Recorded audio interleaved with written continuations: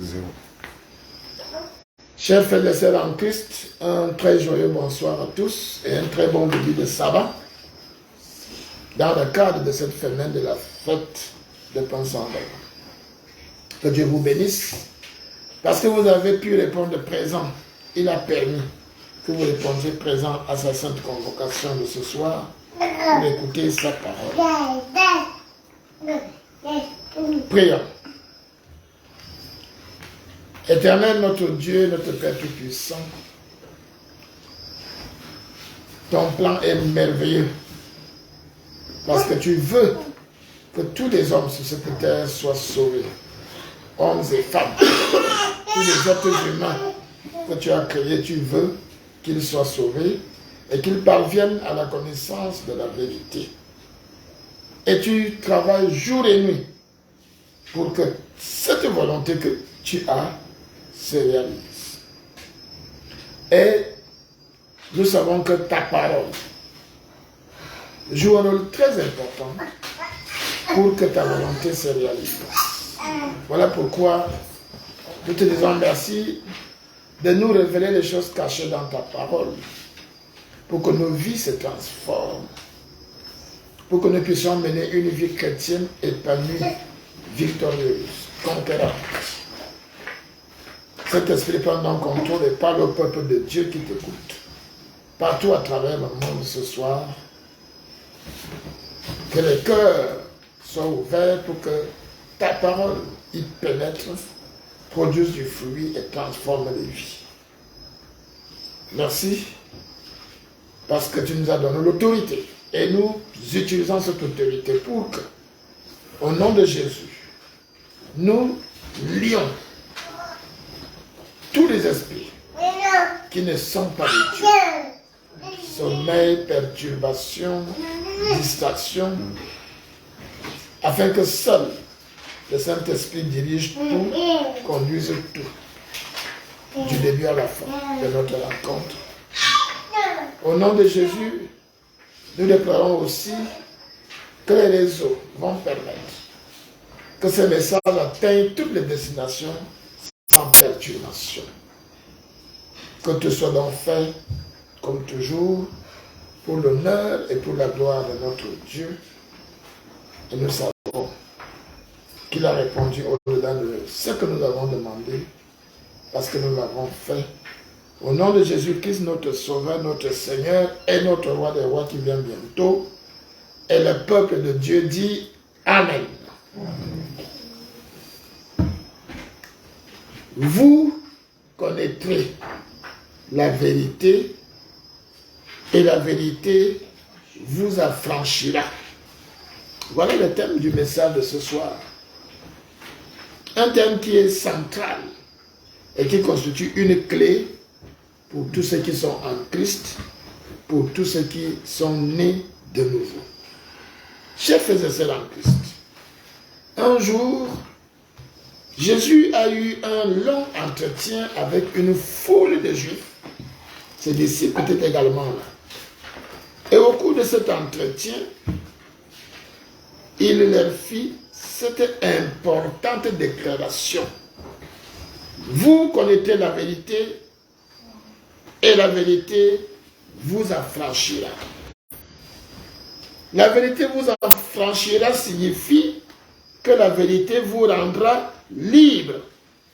C'est ça, affranchir. Rendre libre.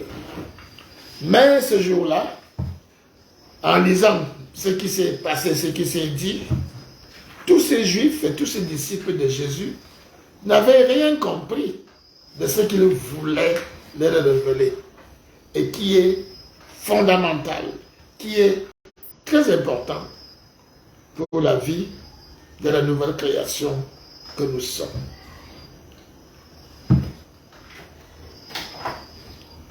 On n'a pas souvent compris nous-mêmes cette clé-là.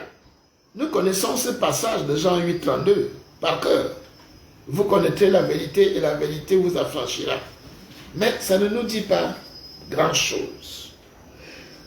Alors, ce soir, l'Esprit va essayer de nous l'expliquer pour que nous puissions bénéficier de ce que Jésus a dit et ce qu'il a expliqué à tous ces Juifs et à ses disciples.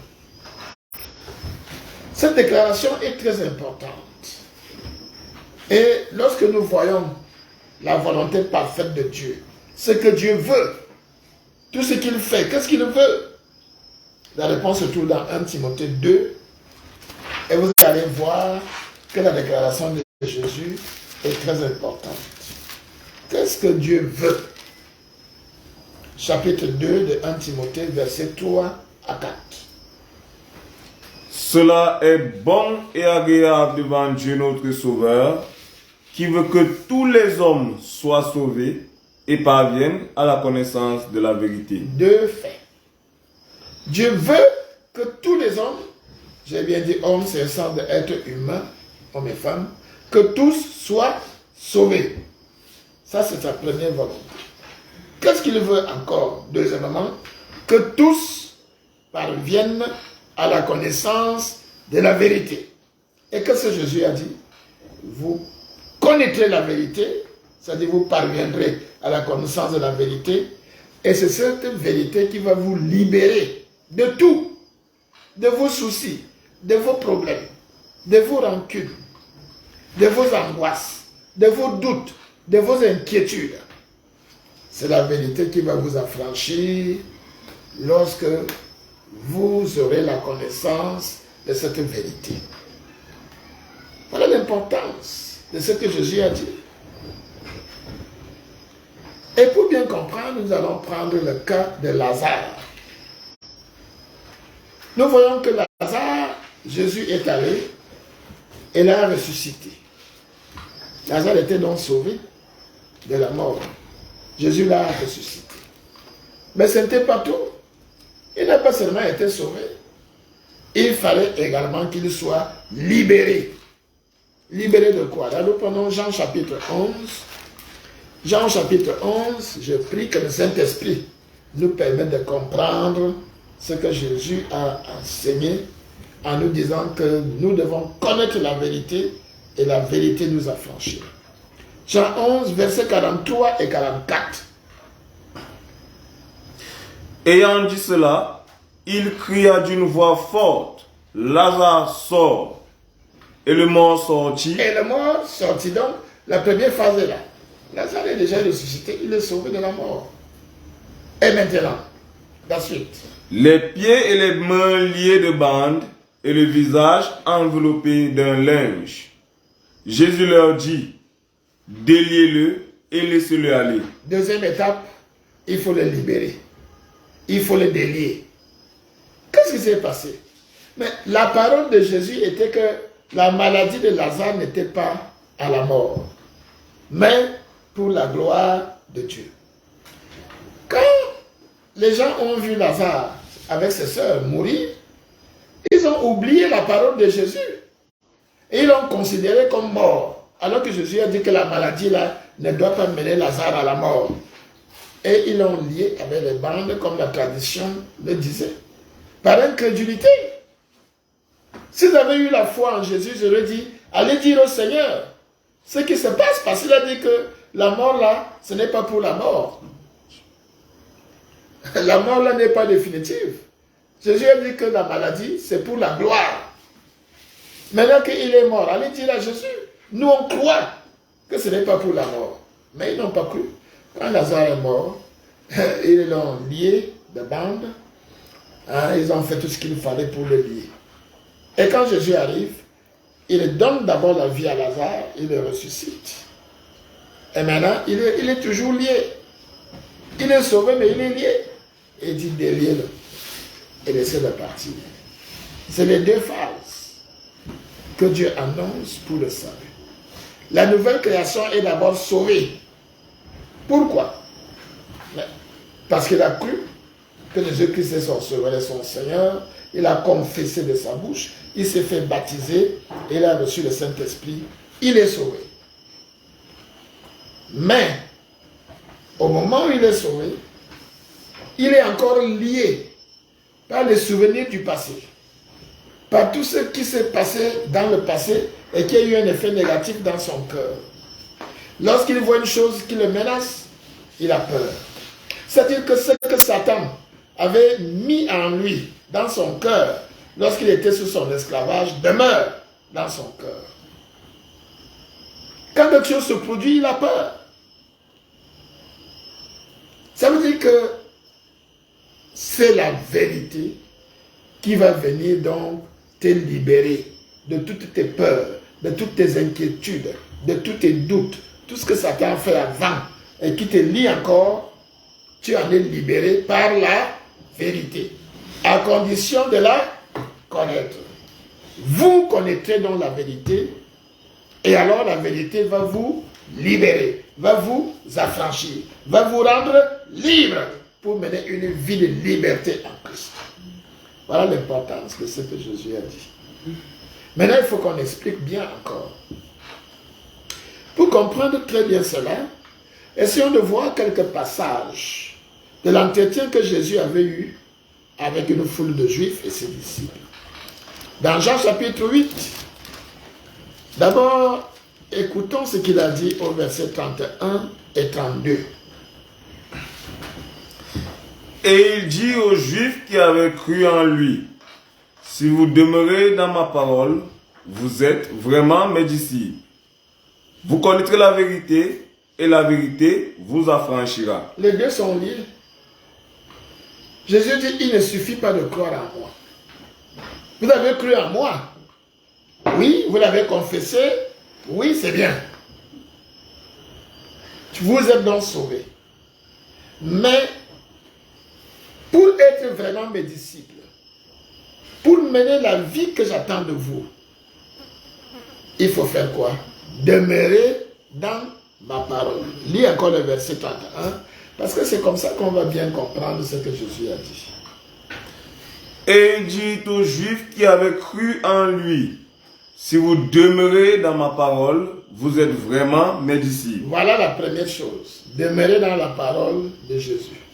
C'est-à-dire, la respecter, la vivre, l'étudier. Demeurer dans la parole. Et alors, qu'est-ce qui va arriver si vous demeurez dans la parole? Verset 32. Vous connaîtrez la vérité, et la vérité vous affranchira. Jésus est en train de lier la vérité que vous devez connaître à la parole de Dieu dans laquelle vous demeurez. Ah oui. Il y a un lien entre le fait de demeurer dans la parole et de connaître la vérité. Et vous allez comprendre progressivement. Si vous ne demeurez pas dans la parole, alors vous ne connaîtrez jamais la vérité et vous serez toujours esclave de Satan. C'est dommage. Et il y en a beaucoup qui en sont encore là. Parce qu'ils n'aiment même pas la parole de Dieu. Comment pouvez-vous alors connaître la vérité pour que celle-ci puisse vous affranchir? Toujours ce jour-là, dans son entretien, après avoir lié la vérité à la parole de Dieu dans laquelle vous demeurez, Jésus affirme encore quelque chose au verset 34. En vérité, je vous le dis, leur répliqua Jésus, quiconque se livre au péché est esclave du péché. Les gens se disaient, si vous lisez bien, mais on va nous libérer de quoi? Nous ne sommes pas esclaves. Nous sommes enfants d'Abraham et nous ne sommes pas esclaves de qui que ce soit, nous sommes libres. La vérité va nous libérer de quoi? Et Jésus leur répond que dès lors que vous commettez des péchés, vous êtes esclaves du péché. Et il faut que la vérité vienne vous en libérer.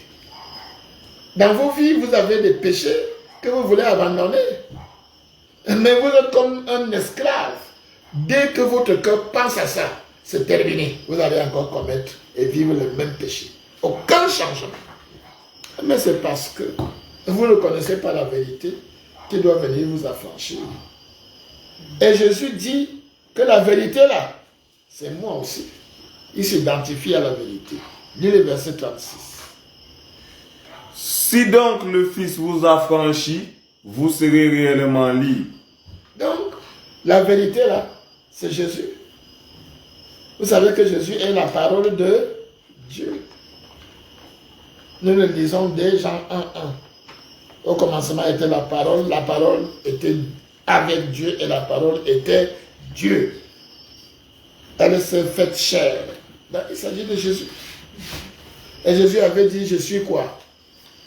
Je suis la vérité, le chemin, la vérité et la vie. Et la vie. Donc, retenez cela. Que la vérité là concerne Jésus, le Christ. C'est des choses qui vont vous aider à comprendre progressivement ce que c'est que la vérité que tu dois connaître. Donc, d'un côté, vous avez la vérité qui vient de Dieu. Et de l'autre, vous avez le mensonge qui vient de Satan. Retenez bien ça. Et Dieu veut sauver toute l'humanité par sa grâce. Ça, vous le savez. Et une fois que quelqu'un est sauvé par la grâce de Dieu, Dieu dit qu'il faut qu'il connaisse, qu'il parvienne à la connaissance de la vérité pour qu'il soit libéré. Donc Dieu utilise la grâce pour sauver et la vérité pour libérer. Alors que Satan s'oppose à cela. Dans Jean 8,44, lis Jean 8,44 pour voir du côté de Satan. Vous avez pour père le diable, et il fait quoi? Et vous voulez accomplir les désirs de votre père. Quels sont ses désirs? Il a été meurtrier dès le commencement. Et il veut commettre le meurtre. Il veut votre mort. Et il a été dès le commencement, continue.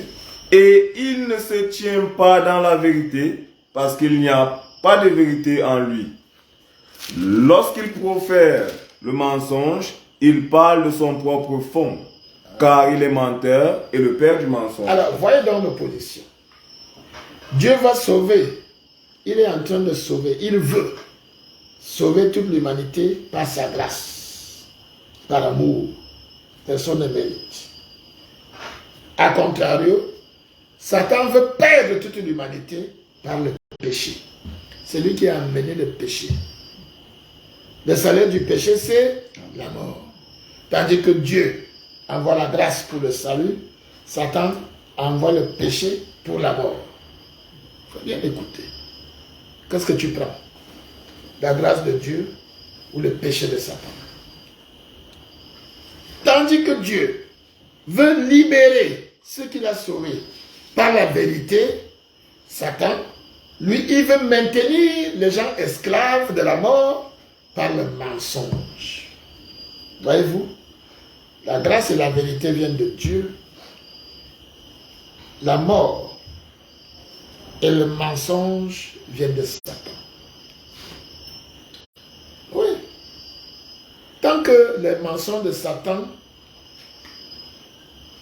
continuent de te tenir, il te dit que mais tant que tu vis encore le temps, hein, tu peux continuer de pécher. Hein. C'est le mensonge. Parce que tu ne sais pas quand est-ce que Jésus revient ou quand est-ce que Dieu va te rappeler. Il y a beaucoup de jeunes à qui on a dit que c'est le moment. Et ils ont dit qu'ils sont jeunes, ils finissent d'abord les études. Après, quand ils meurent, eh bien, on a se témoigné que c'est terrible. On lui disait bien.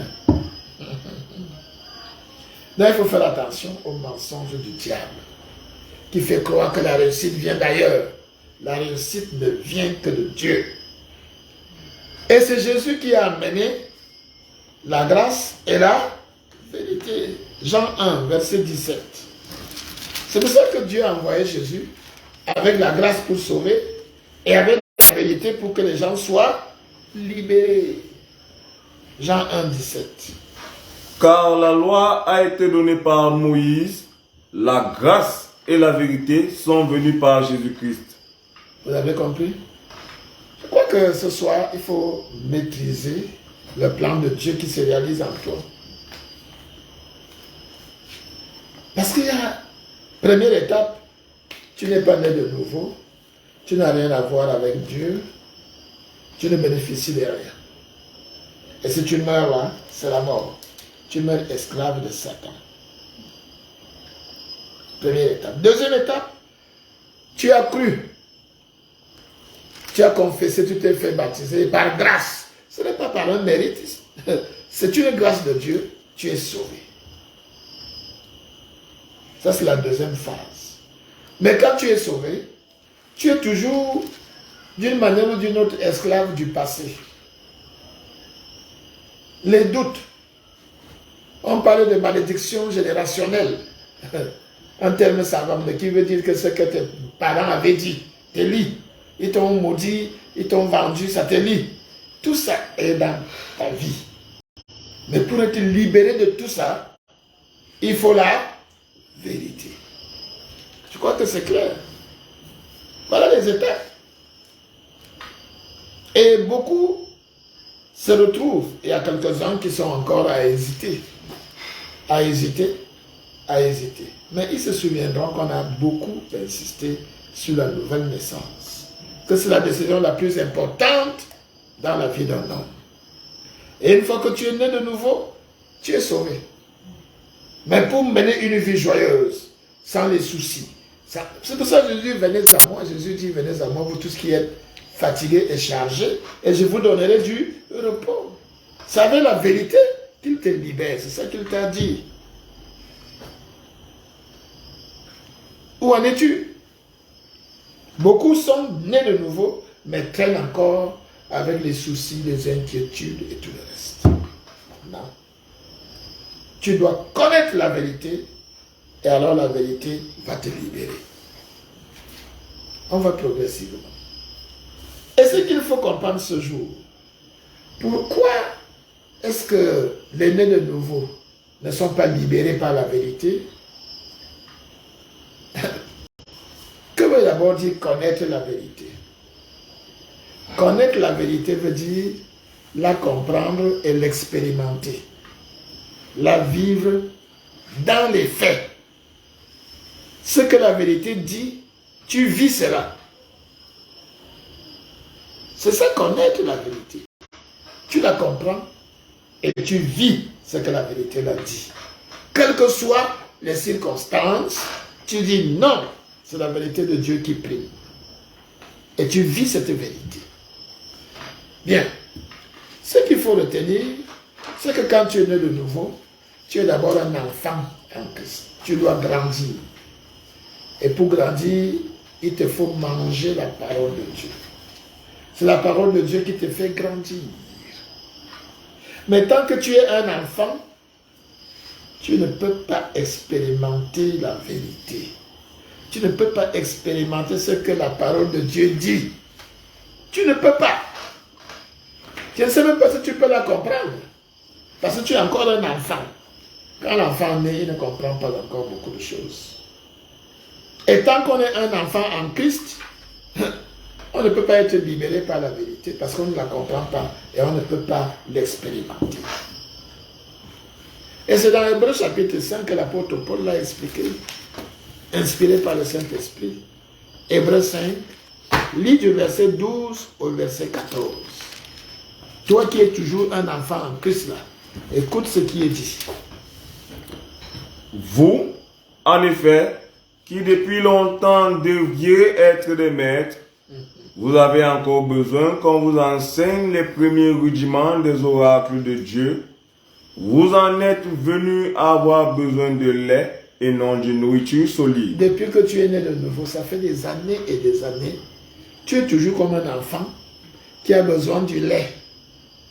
Imaginez-vous à la maternelle, un jeune de 12 ans qui est toujours à la maternelle, qui rampe sur le sol avec les tout petits là. C'est terrible. Il ne veut que le lait.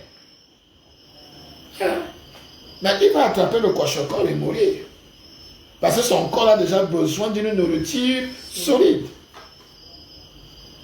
On te dit donc que tant que tu es enfant, que tu ne grandis pas spirituellement, c'est dommage, tu ne veux que le lait. Ah, ce que le pasteur nous dit est très difficile, et mon ami, tu es là depuis 20 ans. Qu'est-ce qui est difficile là? C'est parce que tu ne grandis pas spirituellement. Tu n'écoutes pas la parole, tu n'étudies pas, tu ne la médites pas. Tu restes un enfant. Et l'enfant, dans son comportement, il rampe. Vous voyez quelqu'un de 12 ans, 15 ans, à la maternelle en train de jouer avec des enfants. C'est ça qui arrive parfois à certaines personnes nées de nouveau, sans parole. Ils veulent toujours le lait. Mais comment on reconnaît que quelqu'un, bien qu'il soit né de nouveau depuis longtemps, il est encore au lait? Comment est-ce qu'on peut le reconnaître? Mais termine d'abord les versets 13 et 14. Or, quiconque en est au lait n'a pas l'expérience de la parole de justice. Voilà.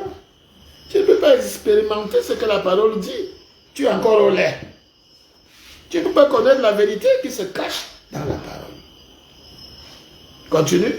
Car il est un enfant. Voilà. Mais la nourriture solide est pour les hommes faits, pour ceux dont le jugement est exercé par l'usage à discerner ce qui est bien et ce qui est mal. Ok. Donc, il ne faut plus être un enfant en Christ. Parce qu'un enfant ne peut ni comprendre, ni vivre dans les faits ce que la parole de Dieu dit. Parce que cette parole de Dieu, c'est elle qui contient la vérité qui va te libérer. Toi, tu n'aimes pas la parole de Dieu. Tu es toujours au lait. Mais comment peux-tu donc expérimenter la vérité? Tu ne peux pas. Comment on reconnaît qu'on est encore enfant en Christ? Alors l'apôtre Paul écrit à l'église de Corinthe. Dans 1 Corinthiens chapitre 3. Paul écrit à l'église de Corinthe. Pour un peu d'humour, j'aime toujours raconter, je l'ai raconté ça au moins 5 fois ces derniers jours. Quelqu'un du côté de Bafiala buvait beaucoup de vin. Et sa nièce lui dit, mais tonton, Dieu dit qu'il ne faut pas boire le vin. Hein? Il dit, ah bon, il dit ça où? La fille qui connaissait la parole prend la Bible. Et il dit que les excès de vin, là, il vaut mieux être sous du Saint-Esprit que d'être sous du vent. Il dit, qu'est-ce que tu lis là? Il dit, c'est la première lettre de Paul aux Corinthiens. Il dit, alors, je suis Corinthien, ça me regarde. Hein? Pour écrire aux Corinthiens, tu viens me dire ici, je suis Corinthien? Alors, ne dites pas la même chose. Paul s'adresse aux chrétiens de Corinthe et à tous les chrétiens du monde. Lisez les lettres de Paul et il le dit lui-même.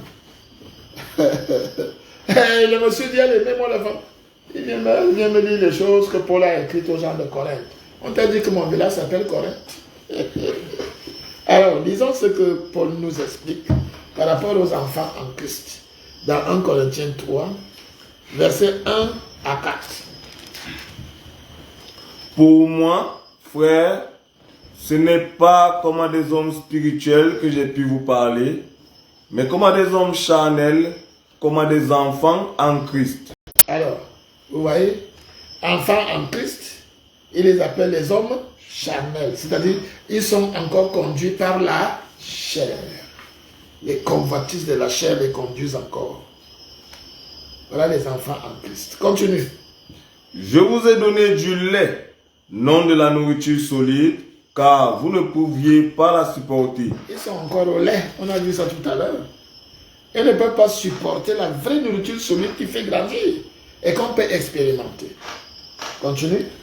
Et vous ne le pouvez pas même à présent, parce que vous êtes encore charnel. Alors, on reconnaît les enfants en Christ par leur mode de vie. Ils sont encore charnels. Vous connaissez les œuvres de la chair, hein? Ils commettent encore tous ces péchés-là. Voilà. Et surtout, qu'est-ce qui caractérise les enfants en Christ, les chrétiens charnels là? Continue. En effet, puisqu'il y a parmi vous de la jalousie et de disputes, n'êtes-vous pas charnel et ne marchez-vous pas selon l'homme? Très bien. Continue. Quand l'un dit, moi je suis de Paul, et un autre, moi d'Apollos, n'êtes-vous pas des hommes? Voilà ce que Paul explique. C'est-à-dire que dans une église où il y a des divisions, des jalousies, des camps, ça veut dire que ces gens-là sont encore des enfants en Christ. Et ils ne peuvent pas expérimenter la parole, la vérité qui sort de la parole. Ils ne peuvent pas. Qu'en est-il de vous qui écoutez? Vous n'êtes pas libéré. Et vous ne le pouvez même pas. Tant que vous demeurez enfant en Christ. Dans Galates chapitre 4, la lettre de Paul aux Galates chapitre 4, à partir du verset 1, on nous explique que les enfants ne peuvent pas hériter tout ton héritage que le Christ a acquis pour toi. Tu ne peux pas en jouir. Parce que tu es encore enfant en Christ. Avec les divisions, les jalousies, les disputes, tout ça montre qu'on est encore enfant en Christ et qu'on ne peut pas jouir de ce que Jésus a déjà acquis. Galates 4, à partir du verset 1. Or, aussi longtemps que l'héritier est l'enfant, je dis qu'il ne diffère en rien d'un esclave, quoiqu'il soit le maître de tout. Vous entendez? Tu es déjà libéré par Jésus-Christ, mais tu ne diffères en rien d'un esclave. Parce que tu es encore un enfant. Par exemple, il y a un vélo dans la maison, il y a une voiture, c'est ton héritier, hein? Il y a un avion que ton père a acheté, mais tu marches encore à pied. Et encore parfois, c'est avec les genoux, parce que tu es encore un enfant. Pourtant, il y a tout ça qui est là.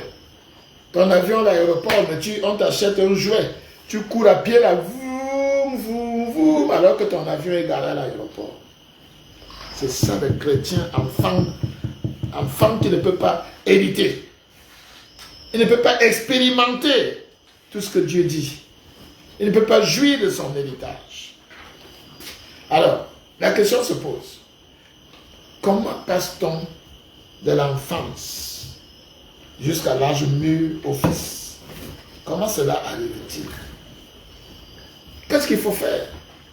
Nous prenons Romains chapitre 8, au verset 14. La réponse est clairement donnée. Quand passe-t-on d'enfant en Christ en fils?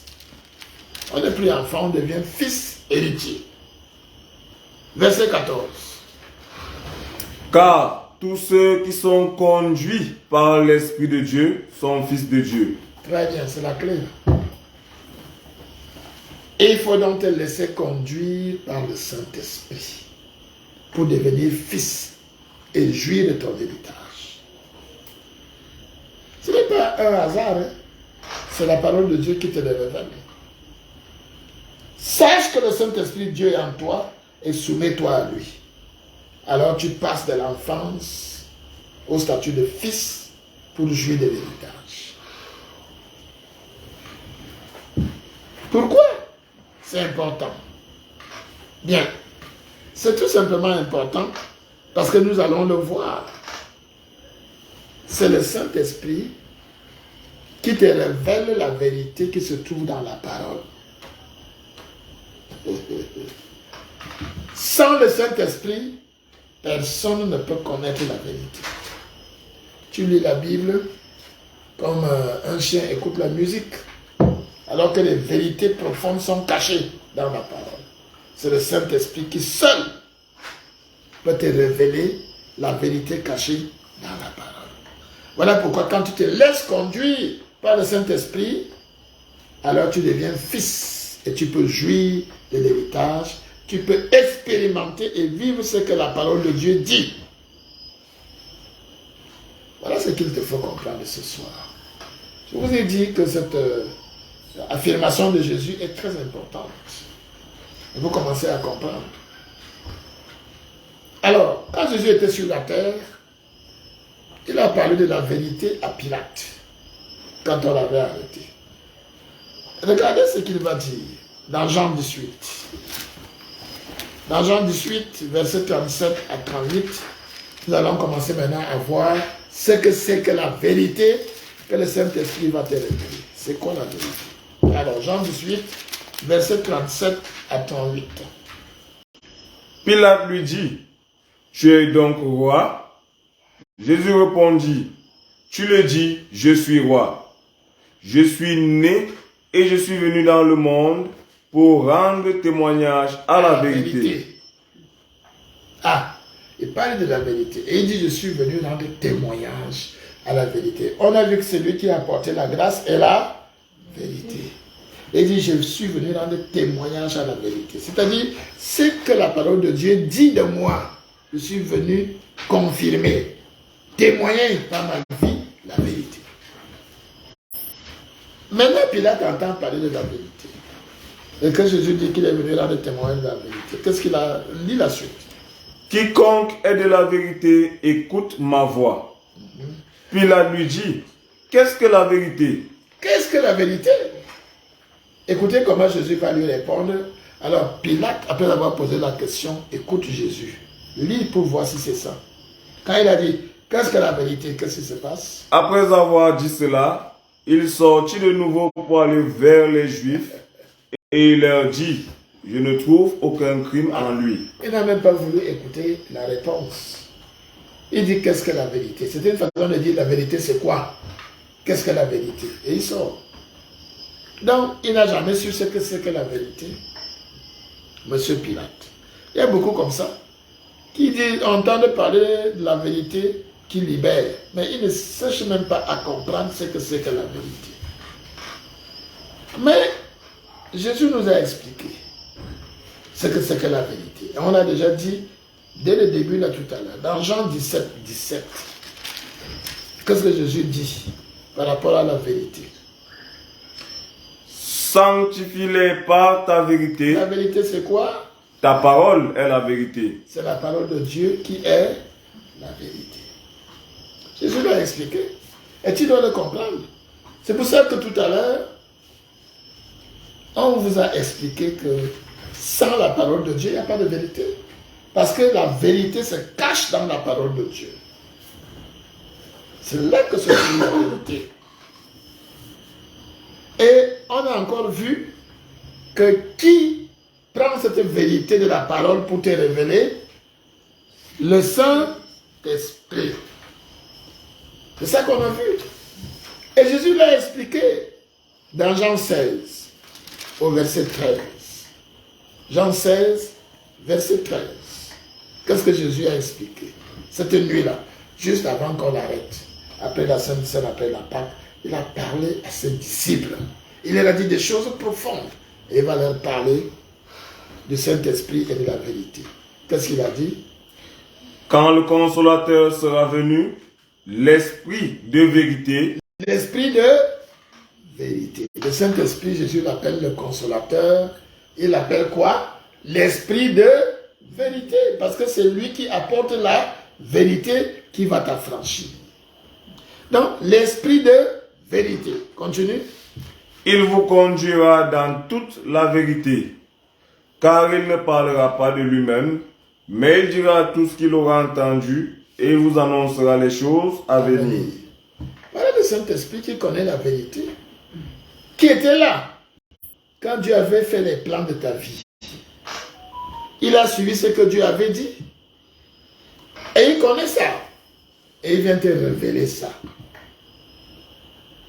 Et pour qu'il te révèle, c'est à partir de la parole qu'il va te conduire dans toute la vérité. C'est cette vérité-là qui va te libérer, t'affranchir de tout pour que tu mènes une vie victorieuse, conquérante, dans la paix, dans la joie. C'est grâce à la vérité que le Saint-Esprit te révèle. D'ailleurs, l'apôtre Paul a expliqué cela, parce qu'il avait compris. L'apôtre Paul, c'est le premier apôtre qui a reçu énormément de révélations que les hommes n'avaient pas reçues. Alors, nous prenons 1 Corinthiens, au chapitre 2, lisons à partir du verset 9. Écoutez attentivement, parce que Paul explique d'abord qu'il existe des choses cachées, pourtant que Dieu nous réserve, et que c'est le Saint-Esprit qui vient nous les révéler. Il explique ça clairement. Commence au verset 9. Mais, comme il est écrit, ce sont des choses que l'œil n'a point vues, que l'oreille n'a point entendues, et qui ne sont point montées au cœur de l'homme, des choses que Dieu a préparées pour ceux qui l'aiment. Voilà. C'est-à-dire que ce n'est pas... On ne peut pas appréhender ces choses par les sens naturels. C'est des choses qu'on ne peut pas voir. On ne peut même pas imaginer ça. Les merveilles que Dieu t'a réservées sont cachées au Saint-Sens. Mais, verset 10. Dieu nous les a révélés par l'Esprit, car l'Esprit sonde tout, même les profondeurs de Dieu. C'est le Saint-Esprit qui vient donc te révéler ces choses cachées. Cachées où? Dans la parole. Continue. Lequel des hommes, en effet, connaît les choses de l'homme, si ce n'est l'Esprit de l'homme qui est en lui? De même, personne ne connaît les choses de Dieu, si ce n'est l'Esprit de Dieu. Or nous n'avons pas reçu l'Esprit du monde, mais l'Esprit qui vient de Dieu, Pourquoi? afin que nous connaissions les choses que Dieu nous a données par sa grâce. Alors, Paul explique donc clairement que quand tu reçois le Saint-Esprit après ta nouvelle naissance, le Saint-Esprit vient pour te révéler toute la vérité. Toute la vérité concernant le plan de Dieu, concernant ta destinée surnaturelle, tout. C'est le Saint-Esprit qui est venu pour te révéler ces choses. Qu'en est-il de toi? Aimes-tu la parole? Parce qu'il te faut la parole à la base, la parole de Dieu. Et as-tu déjà le Saint-Esprit? Tu ne le reçois qu'après ta nouvelle naissance. Alors, quand tu te retrouves avec ta parole pour la méditer, que tu appelles le Saint-Esprit au secours. C'est ça qu'on appelle la prière de révélation. On en parlera sans doute demain, plus en profondeur. Alors le Saint-Esprit te révèle des choses extraordinaires, des mystères cachés, des merveilles. Le Saint-Esprit va te les révéler.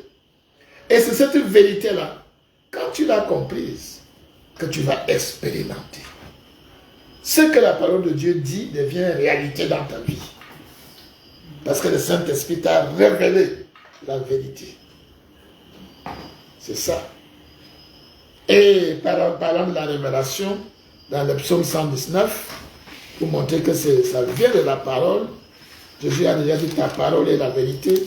Maintenant, dans le psaume 119, et au verset 130, qu'est-ce qui est expliqué là-bas? La révélation de tes paroles est claire. La révélation des paroles de Dieu est claire. Ce que tu lisais en passant rapidement, tu as maintenant la clarté. Tu comprends maintenant bien. Continue. Elle donne de l'intelligence aux simples.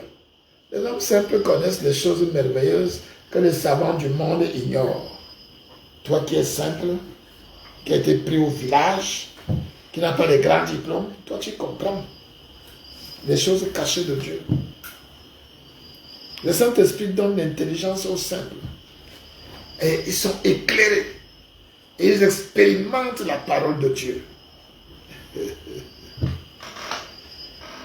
Par exemple, Paul a expliqué que la parole de Dieu contient des mystères, parmi lesquels Christ. Quand tu lis dans la parole de Dieu, Christ, tu crois que c'est le prénom de Jésus? Non, Christ n'est pas le prénom de Jésus. Et Paul a eu la révélation pour comprendre ce que c'est que Christ. Quand tu lis Christ, c'est quoi? C'est qui? On l'a déjà vu. Mais lisons d'abord comment Paul explique. Qui a révélé le secret, le mystère de Christ à Paul? Dans Ephésiens chapitre 3, du verset 3 au verset 5, Paul révèle le secret de qui lui a révélé le mystère de Christ. C'est par révélation que j'ai eu connaissance du mystère sur lequel je viens d'écrire en peu de mots. Quel mystère? Continue. En les lisant, vous pouvez vous représenter l'intelligence que j'ai du mystère de Christ. Le mystère de Christ. Il dit, j'ai eu l'intelligence du mystère de Christ. Je le comprends. Je l'expérimente même. Comment cela s'est-il fait? Continue. Il n'a pas été manifesté au Fils des hommes dans les autres générations, comme il a été révélé maintenant par l'Esprit aux saints apôtres et prophètes de Christ. Paul explique comment? Il explique que qui a révélé le mystère de Christ? Le Saint-Esprit. Et Christ là, Quel est le mystère? C'est simple, on l'a vu, on en a parlé dernièrement. Le Christ, c'est Jésus, la tête, et l'Église est le corps. Et chacun de nous est un membre du corps de Christ. Dès que tu comprends cela, tu sais que tu es membre du corps de Christ. Et on dit que Christ est rempli de sa plénitude. Mon ami, qu'est-ce qui peut encore donc t'effrayer? C'est la vérité là qui t'a franchi de toute peur, de toute inquiétude. Et cette vérité a été révélée par qui? Le Saint-Esprit, à Paul. Et Paul nous l'a dit. Et nous aussi, nous ne pouvons recevoir cette vérité révélée que par le Saint-Esprit, le même qui a révélé à Paul est le même qui est en nous pour nous révéler. Voilà par exemple le mystère de Christ. La vérité de ce mystère est révélée par le Saint-Esprit. Que Christ, Dieu a fait de Jésus ressuscité Christ, Jésus la tête, l'Église le corps et nous membres du corps. À ce moment, tu comprends comment il te dit de marcher sur le serpent et le scorpion et sur toute la puissance de l'ennemi. Parce que les pieds là font partie de Christ qui a vaincu, qui est assis au-dessus de toutes choses. Ta position est connue. Voilà la vérité révélée de Christ. À partir de ce moment, tu as une autre vision des choses. Et tu es libéré de tous les soucis, de toutes les peurs, de toutes les angoisses. Je crois que ce soir, vous comprenez de mieux en mieux connaître la vérité et la vérité vous affranchira. Connaître, c'est non seulement comprendre, mais c'est expérimenter. C'est-à-dire ce que la Bible dit, tu reçois ça dans ta vie et tu vis de ça. Quelles que soient les circonstances. Alors, quelle est la vérité qu'il te faut connaître pour qu'elle vienne t'affranchir? On va vous lire. Paul a dévoilé ce que c'est que cette vérité que nous devons connaître. Il y a des vérités historiques. Tu sais qu'Abraham a eu un fils qui s'appelait Isaac. Avant ça, il a eu un fils qui s'appelait Ismaël. Si tu connais ça, ça t'apporte quelque chose?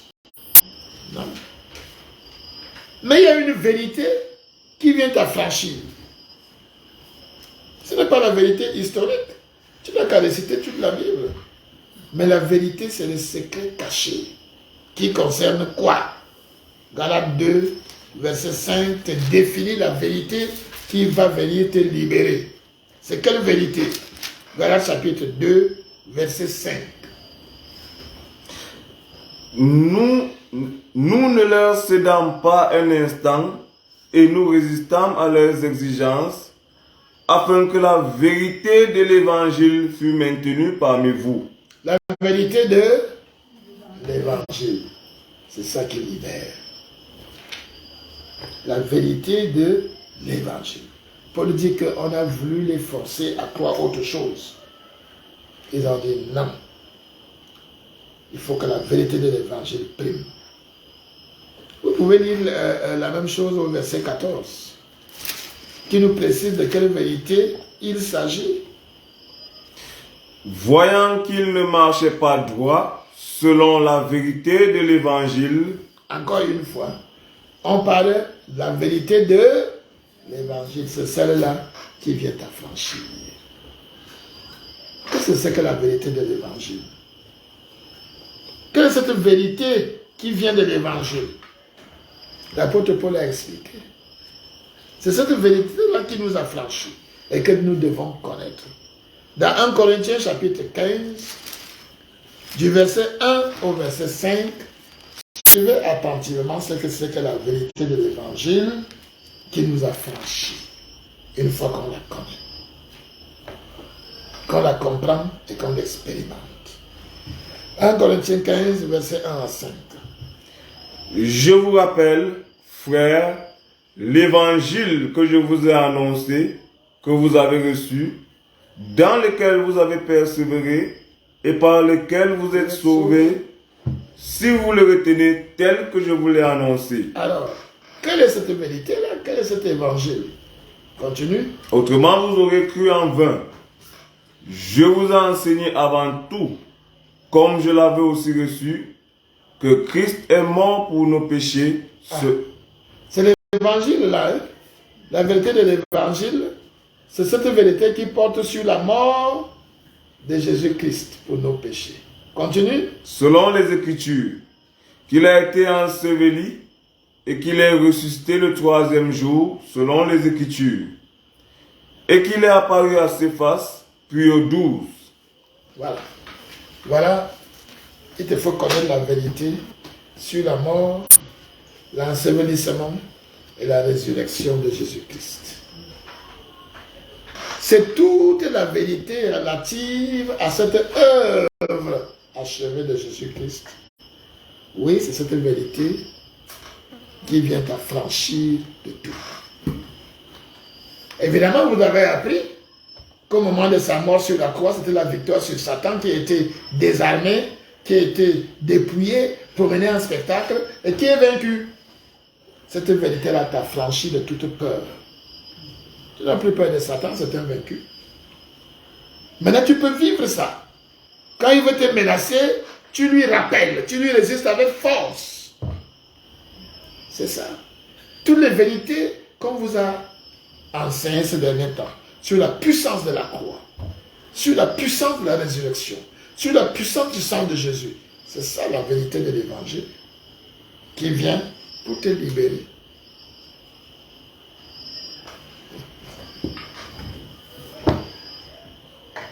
Voilà ce qu'il faut bien retenir. C'est pour ça que les enseignements de cette année, il faut bien les écouter. Le Saint-Esprit va te révéler des vérités tirées de la parole. Et ces vérités, quand tu les expérimentes, eh bien, ça va changer ta vie. C'est-à-dire que ce que ces vérités disent devient réalité dans ta vie. Tu commences à expérimenter ce que la parole de Dieu dit. Je crois qu'il faut maintenant être concret. En conclusion, je vais donner 2 cas. Voilà quelqu'un qui est né de nouveau, mais qui se retrouve avec des soucis dans la vie de tous les jours. Il ne travaille pas, il n'a pas de rémunération, il s'inquiète de quoi il va manger, il s'inquiète de beaucoup de choses. Maintenant, il prend sa parole, il dit, Saint-Esprit, révèle-moi à propos des moyens de vie. Le Saint-Esprit l'amène. Le Saint-Esprit lui dit, va d'abord lire ce qui est écrit dans le psaume 37. Dans le psaume 37. Et au verset 25. Qu'est-ce que la parole de Dieu dit par rapport aux besoins du Fils de Dieu? Psaume 37, verset 25. J'ai été jeune, j'ai vieilli, et je n'ai point vu le juste abandonné, ni sa postérité mendiant son pain. Est-ce que tu entends ce que Dieu te dit là? Tu as été justifié. Dieu ne t'abandonne jamais et personne de ta postérité ne va mendier son pain. Dieu est-il menteur? Tu réponds au Saint-Esprit, non. Il dit maintenant, je vais te rattacher ça à la vérité de l'évangile. Prends 2 Corinthiens, chapitre 8 et au verset 9, pour que tu comprennes à quoi tu as droit pour les besoins de ta vie.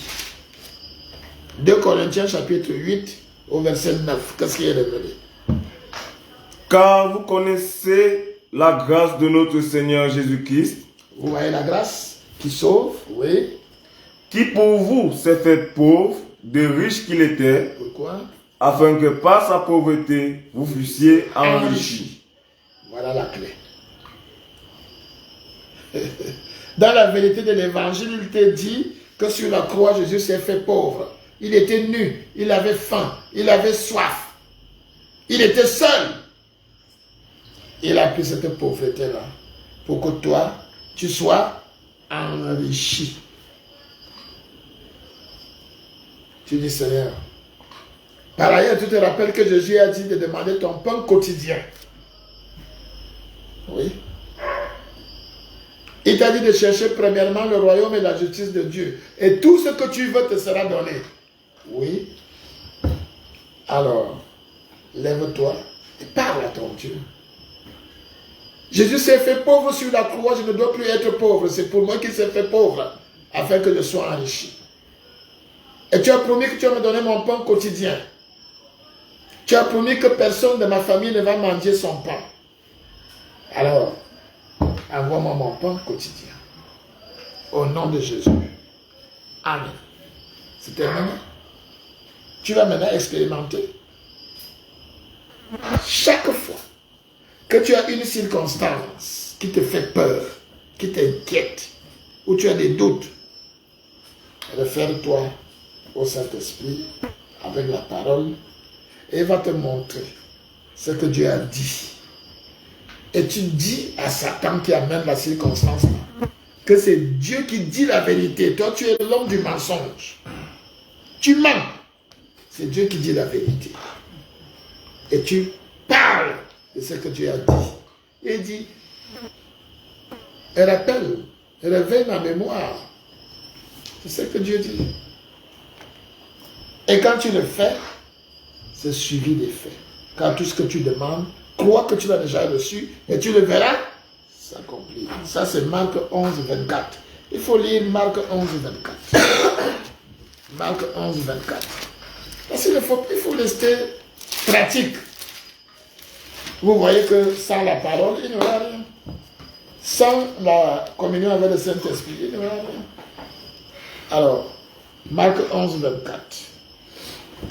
C'est pourquoi je vous dis, tout ce que vous demanderez en priant, croyez que vous l'avez reçu et vous le verrez s'accomplir. Tout simplement. Voilà un premier cas. Deuxième cas, dans ta vie, il y a la maladie qui te dérange. Ah oui. Beaucoup de nouvelles créations ont des corps qui sont malades. Tu n'es jamais malade. Hein? Satan attend ton corps, qui est le temple de Dieu. Oui. Le Père le permet. Oui, il le permet. Pour éprouver ta foi. Et maintenant, qu'est-ce qui doit se passer? Te voilà malade. Tu as mal quelque part. Tu dis, Saint-Esprit, j'ai été transféré dans le royaume de Dieu, il n'y a pas de maladie là-bas. Et qu'est-ce que Dieu a dit? Qu'il est le Dieu qui guérit. Dans Ésaïe 53, verset 3 à 5, Dieu a dit d'avance ce que Jésus va venir faire. Ésaïe 53, verset 3 à 5. Méprisé et abandonné des hommes, homme de douleur et habitué à la souffrance, semblable à celui dont on détourne le visage, nous l'avons dédaigné, nous n'avons fait de lui aucun cas. Cependant, ce sont nos souffrances qu'il a portées, c'est de nos douleurs qu'il s'est chargé. Et nous l'avons considéré comme puni, frappé de Dieu et humilié. Mais il était blessé pour nos péchés, brisé pour nos iniquités. Le châtiment qui nous donne la paix est tombé sur lui, et c'est par ses meurtrissures que nous sommes guéris. Depuis 700 ans avant la naissance de Jésus-Christ, Ésaïe avait écrit ça. Dieu lui a dit d'avertir, d'annoncer d'avance que Jésus viendra porter toutes nos maladies, toutes nos douleurs, toutes nos souffrances sur la croix. Et quand Jésus est venu sur la terre, avant même qu'il n'aille le faire à Golgotha, il a commencé à utiliser ces paroles-là. Prends Matthieu 8. Matthieu 8, lis les versets 16 et 17 pour voir que Jésus lui-même a commencé à pratiquer la vérité, à la rendre vivante, à expérimenter la vérité qui est écrite dans Ésaïe. Qu'est-ce qu'il nous est dit dans Matthieu 8, 16 à 17? Le soir, en amenant auprès de Jésus plusieurs démoniaques, il chassa les esprits par sa parole, et il guérit tous les malades. Il guérit tous les malades. Comment se fait-il? Jésus, toi tu les guéris comment? On explique. Afin que s'accomplisse ce qui avait été annoncé par Ésaïe le prophète. Il a pris nos infirmités et il s'est chargé de nos maladies. Il a tout simplement fait référence à ce que nous venons de lire dans Ésaïe 53. C'est à ça qu'il s'est référé. Et il a dit, mon Dieu, et tu n'as pas le temps. Hier, aujourd'hui, éternellement, demain, tout ça là c'est toi. Dans ton éternité, il n'y a pas de temps. Alors, que tous ces gens soient guéris. Parce que ces douleurs, ces maladies qui les dérangent là, je les porterai sur la croix. Et ne doivent pas subir ça devant moi. Et il guérissait donc tous les malades. En s'appuyant sur la vérité contenue dans Ésaïe 53. D'ailleurs, c'est bien expliqué quand tu lis ce passage. Afin que s'accomplisse ce qui avait été annoncé par Ésaïe le prophète. C'est tellement clair. Jésus connaissait Ésaïe 53, verset 3 à 5. Et il a dit que cela s'accomplisse maintenant. Il a guéri tous les malades. Mon frère, ma soeur. En ce qui nous concerne, nous n'avons même pas besoin d'aller à Ésaïe là. C'est déjà une base. Mais la vérité de l'évangile, par rapport à ce que Jésus a déjà fait, se trouve dans 1 Pierre 2, verset 24. La vérité de l'évangile qui doit te libérer de toute maladie. Qu'est-ce qui t'est dit dans 1 Pierre 2, 24? Surtout la deuxième partie, lis tout, mais c'est à la fin. Lui qui a porté lui-même nos péchés en son corps sur le bois, afin que mort au péché, nous vivions pour la justice. Lui, par les meurtrissures duquel vous avez été guéris. Ce n'est pas une promesse, c'est un fait. Par les meurtrissures de Jésus, nouvelle création. Tu as déjà été guéri. Le menteur vient te faire croire que tu es malade, tu souffres. Prends ta guérison, dis-lui que non. J'ai déjà été guéri de tout ça. C'est en prévision de tout ça que Jésus-Christ a été meurtri. Parce qu'il savait que dans ma vie, il y aura des maladies que tu vas envoyer. Mais pas tes meurtrissures, je suis guéri. Seigneur, je suis guéri. Ce que tu demandes là, crois que tu l'as déjà reçu. Satan te poussera à dire que ouais, j'ai toujours mal. Non, crois d'abord. Et alors tu le verras s'accomplir. Il faut pratiquer. J'ai reçu quelques témoignages ces derniers temps sur la maladie. J'ai expliqué ça à un enfant de Dieu qui est déjà devenu mature, qui a expérimenté cette vérité-là. Et aujourd'hui, la maladie est finie totalement, miraculeusement. Les remèdes qu'on a achetés sont encore là. On n'a même pas pris ça, c'est une dame. Expérimentez ça dans votre... Vous n'avez pas besoin d'aller de toujours. Il faut le passer en voyage. Je vais l'attendre et tu souffres, non? Non, c'est que tu n'es pas encore mature, tu es encore un enfant. C'est l'enfant qui est à la nourriture, là, il attend qu'on lui donne. Prends le cuillère, mange. Et réfère-toi à la vérité et expérimente-la en parlant de ta bouche. Voilà. Maintenant, quand on te dit, Jésus a dit, tu connaîtras la vérité. Et la vérité vous affranchira, va vous rendre libre de tout. Je crois que maintenant, dès ce soir, vous avez compris de quoi il s'agit. Et que vous allez vous servir de la parole de Dieu et communier avec le Saint-Esprit pour que, à votre bouche, vous preniez tout ce que Jésus-Christ vous a acquis par sa mort, par son asservissement, par sa résurrection. Soyez bénis au nom de Jésus. Amen.